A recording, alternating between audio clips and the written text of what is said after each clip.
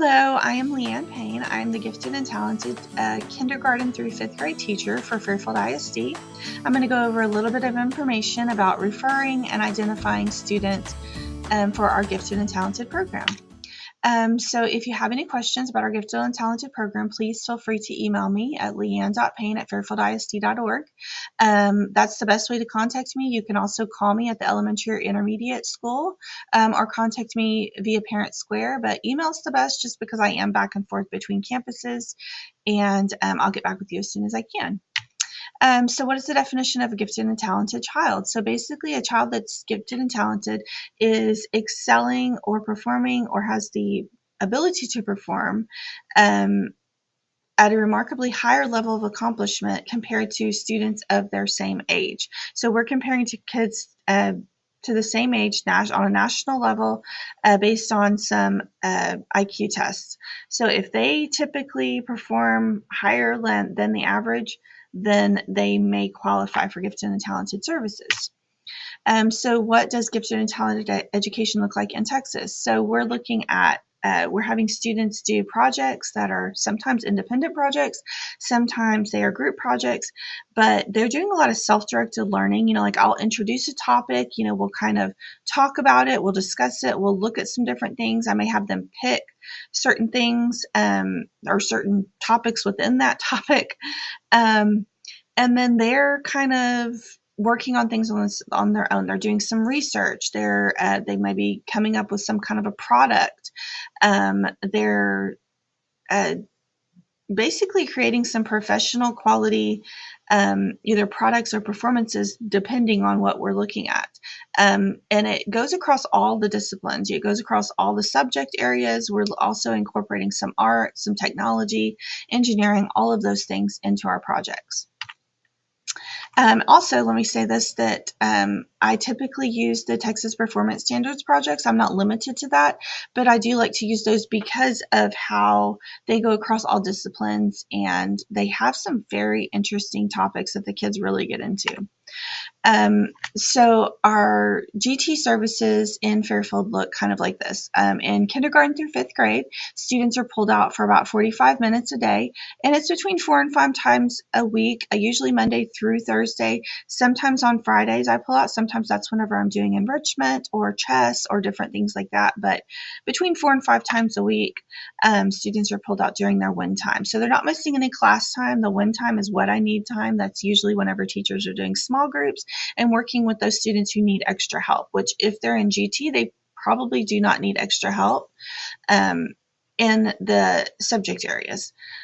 So whenever students get in 6th through 8th grade, they're served through honors classes, and then in 9th through 12th grade, they are served through pre-AP, AP, dual credit courses, and those typically, students can then start to earn some college credit, which is fantastic.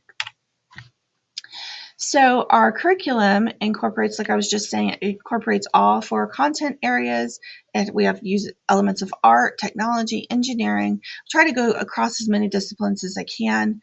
There's a lot of hands-on learning, critical thinking skills are used. We're trying to get the kids to be creative, use all those multiple intelligences, and really trying to excel in all areas and try to push them further and get them to enjoy learning and to really take ownership of their learning too.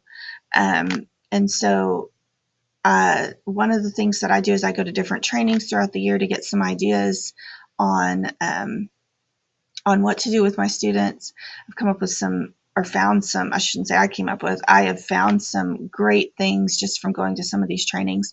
I am certified in early childhood through grade 6 in all core subjects. I'm ESL certified, I'm GT certified, and then I've also done all of the gifted and talented training hours that are required of me, plus some, because I do want to do the best that I can for your students. So the timeline for referrals and testing. So if we're talking about 1st through 5th grade students, we start taking referrals in October through mid-November in the fall, and then in March in the spring. And that's when referrals will be accepted. The deadline for referrals are November 15th in the fall and April 1st in the spring. I start testing in November through December, and then in April and May. And then In December and May, I meet with the committee at both campuses and we notify parents on whether or not your student was able to qualify.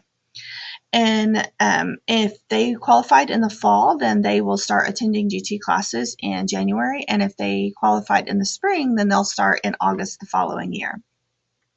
So for kindergarten students, it's a little bit different. The timeline's a little bit different.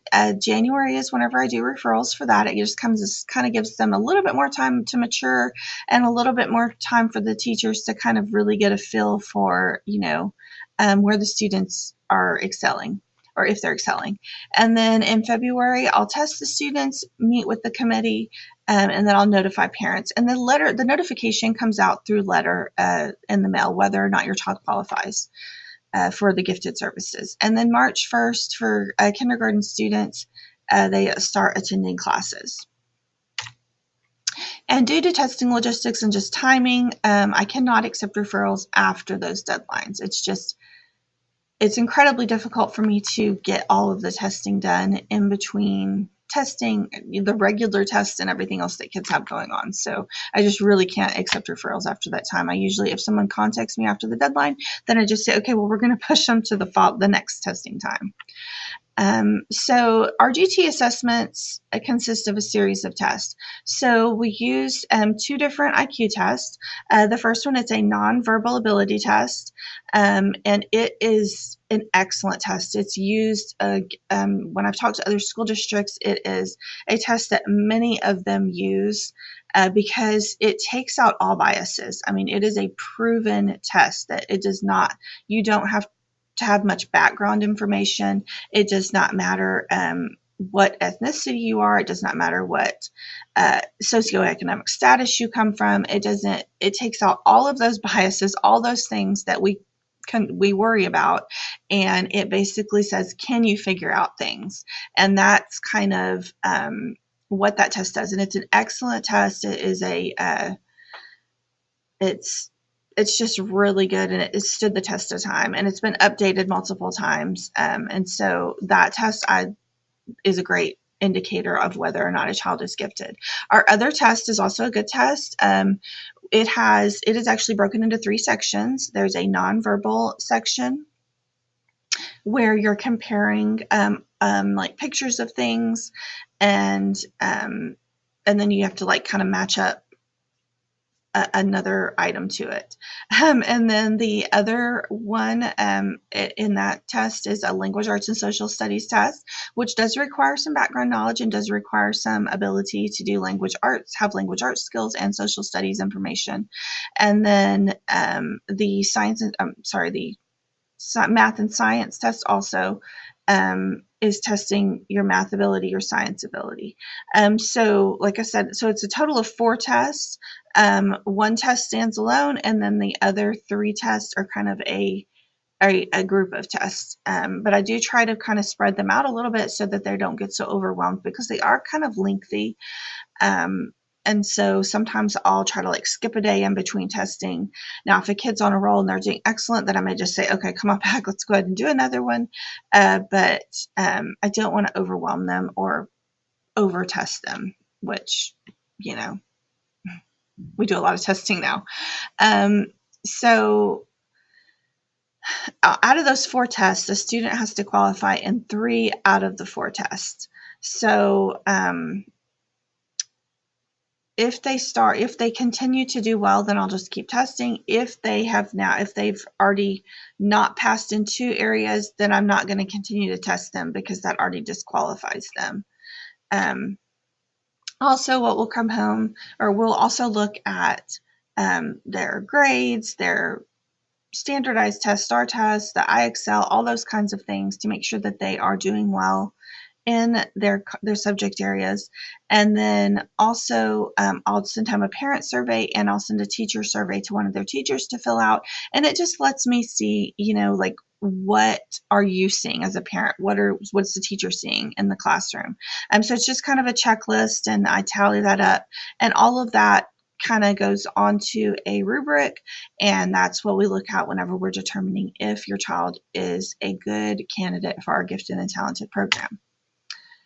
So once we have all those test scores and all that information, then we look at it. We have a campus committee where that we meet, and we're all trained in GT education, and we determine whether or not your child is a good fit for our program.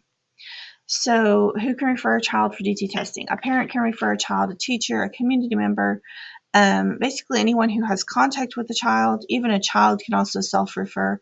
Typically, whenever a child comes and asks me if they can be tested for GT, then I ask them to go talk to their teacher and say, okay, because everybody wants to be in GT because it seems like a lot of fun, because we are doing some fun activities in here, but it is also a lot of work, and it's in addition to their regular classroom work, and they have to stay on top of their regular classroom work to get to come in here and do these other projects.